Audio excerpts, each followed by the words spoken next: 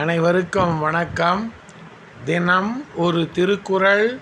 பொருட்பால் அறனியல். அதிகாரம் 74. நாடு.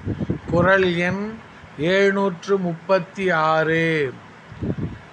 கேடு அறியா கெட்ட இடத்தும் வளம் குன்றா நாடு என்ப நாட்டின் தலை. கேடு அறியா கெட்ட இடத்தும் வளம் குன்றா நாடு என்ப நாட்டின் தலை.